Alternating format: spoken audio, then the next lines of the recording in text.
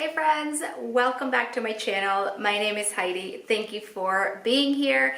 If you're new here, I'm Heidi. I am a seller on the Poshmark app. I've been selling on there for over 2 years, and that's allowed me to stay home with my 2 little boys. And I share a lot of tips and tricks, things that have sold, things that I do to make sales on Poshmark, and things that I pick up to sell on there.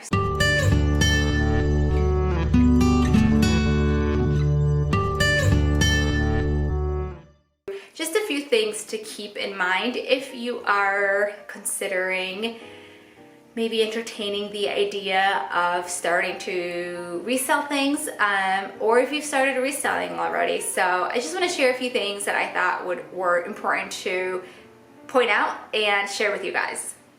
Or don't copy what others are doing. And let me elaborate on that. So I've come across so many listings on Poshmark that I'm like, oh, I know who that is based simply on the cover photo.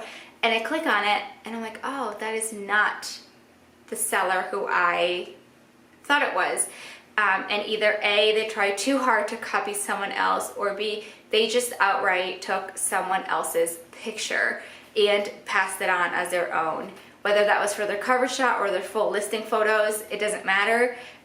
People spend like a lot of time into creating their own brand and their own aesthetic and trying to stand out from other sellers by making something their own, so you would identify them as soon as you spotted their pictures. You knew who it was. So people spend a lot of time doing this, so please don't try to be just like someone else. Take it as inspiration, add your own twist to it, add your own color scheme, make it yours, make it authentic to you, to your style, to whatever you are building. There's nothing more important than being true to who you are, and that just translates in every area of your life. Just make it you. It's okay to be inspired by other people. Obviously, we want to be inspired by other people. But it's also really important to execute those ideas and inspirations into something that is ours 100%. Another thing to consider if you are thinking about starting or have recently started is don't believe everything that you hear on the internet. And when I first started, am 100% guilty of this. I would be like, oh, this person is picking up this brand and she's selling it for like this amount, so I would go to the store and pick up that brand and expect it to sell as well as this person who I saw a stranger on the internet do, and it never worked out that way. What you see people sharing on Instagram, on Facebook, on any social app is the things that are working for them, for their business model, for their aesthetic, for whatever, like it's theirs. So yes, although there are plenty of BOLO brands to be on the lookout for, there are luxury brands, there are some stable brands that across the board, regardless of what your business model is and your aesthetic, they're gonna sell. But it's always good to do your own research and not just take someone's word for it or someone's picture on Instagram of what has recently sold. I remember being like so in love with how quickly people were selling Lululemon, and I've mentioned this on my channel before. I would pick up any Lululemon I saw and I was like, why isn't it selling? Like, she can't keep it in her closet for a day, and I'm over here like 6 months later still holding on to this Lululemon top. Like, why isn't it selling? And it's just like, I at some point had to just let that thought go that I would be able to pick up Lululemon and sell it as well as somebody else. Obviously, there are like unicorn pieces and some styles that Lululemon has that are really, they do well for resale value. But unless it's those like very like sought after pieces that I don't come across ever, I'm not picking it up. And But that's not to say that, you know, this person who I saw on Instagram picks up all of the women that I saw and doesn't sell it. I'm sure she does. It's just her clientele. It's just the traffic that goes to her closet. It's just, you know, it just works for her. It just works for her. It doesn't mean it's going to work for me. So it's really important to keep that in mind, and don't, like I said, don't just take someone's word for it and run with it and think that you're going to have these same results without doing your homework, without doing your research. And if you do it, I hope that it works for you. And if not, I hope you kind of reconsider next time you're at the store and you're looking up what other people are picking up. Another huge takeaway, and I don't think I've ever done this, but I see it all the time on social media, and it's really disappointing, and it doesn't leave you with like a good feeling or a desire to want to purchase from that person again, if ever. And that is when you go online because you got a bad review, or someone requested a return, or you had a bad experience with a seller, to blast them on social media. It is not good customer service. It is not a good business model. It is not good for your business or you, period. It's just not good. We all have bad reviews. We all get, you know, tough customers. We all get headaches over them, maybe even lose sleep over some experiences, but it's part of the package. Like, that's what you get when you sign up to resell online and send the items that you're buying to people all over.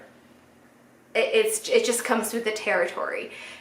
So when you see someone sharing bad customer service, or not sharing bad customer service, displaying poor judgment, or, you know, trash talking a seller or a buyer based on, you know, a low rating, it just doesn't look good. You shouldn't do that. Just handle it and move on from it. It's not the first time you're gonna, you know, get a bad review or have a bad feeling about something, and it's definitely not going to be the last if you're in for the long run. So I would encourage you to stay away from talking poorly about your customers, and never put their information on social media. Like, never do that. It's just very poor and not good business practices. And this is also one that kind of speaks for itself, but I know that it's really hard to steer away from it. I feel like it's kind of like instilled in us as humans to think about what the other person is doing and compare it to our own growth, but it only like damages you.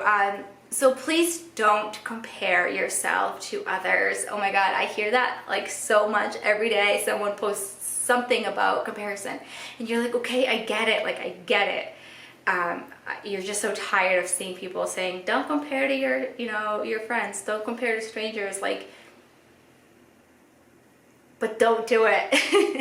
It will totally take away the joy from doing what you love, because you can have the best thrift haul, sourcing day, and you're just like running on adrenaline. So you have this like high from finding like the best stuff, and you're just a cloud nine, like so happy, right? And then you come home still feeling so happy and like pumped up, and you decided to list it, and then you go on social media and see someone who posted what they found, and it is significantly better brands, let's say, than what you got, and you're instantly crushed and you're instantly deflated, and you start like saying, wow, like I thought my stuff was good, like that's what she got, and that self-doubt starts to come in, and you've kind of lost that motivation and that excitement over the items that you got, and it sucks. It's happened to me a gazillion times, but I'm learning to not let it affect my feeling towards the items that I picked up, because they're still great. And I have different access to resources than whoever posted that picture, you know, that made me feel a certain way. So trying to keep in mind where you live, what you have access to, what you picked up, and you know what at the end of the day like makes you happy. Keeping that in mind and still looking at that thrift haul, admiring it, saying, wow, like good for her, she found those really cool items, or good for him, like that was an awesome sale. It's just a different perspective of looking at things and navigating that without saying, wow, like my stuff stinks, and like look at her or look at him. Just be like happy for what they picked up, and don't lose that excitement over the items that you got. Don't lose excitement that you didn't make like $5,000 in sales last month because that person did and you didn't, and you worked just as hard and you picked up more stuff. Like, we all navigate this in our very own unique way, so you can't compare apples and oranges. It's just not the same unless that person is doing the exact same thing, like word for word descriptions, like word for word pictures, like, and still making, like, then you can compare yourself. Like, don't compare yourself, please. Like, I will say that until I turn blue in the face, but that will instantly take away your joy for what you're doing and your passion. And it doesn't feel good to feel less than when you were on cloud 9 minutes before you saw that Instagram post. Everyone has a start, and everyone's start is different, and everyone's access to resources are different. So don't get hung up on what you see on social media because it's not always a true representation. You can't compare someone's day 1 to someone's day 100. You just can't. So please, please, please, going forward, if you want to resell as a business or a hobby, a side hustle, stay true to who you are, do your own thing, create your own vibe, if you will. Pick up the brands that you see actually do well consistently across the board. Pick up things that you love. Don't pick up things that you think you should pick up because someone on the internet told you to. Do your research. Do your research, pay your dues, have your failures, grow from them, and evolve into the business owner, the side hustle owner that you want to be. And with that, I'm going to end this video. I hope you guys, if you are new, keep that in mind, and if you're doing that already, like that's amazing. I hope you guys are doing well. Thank you for sticking around and watching this video. There are plenty more to come, so hit that subscribe button on your way out. I would greatly appreciate it, and I'll catch you guys very soon in a video. Bye guys, take care.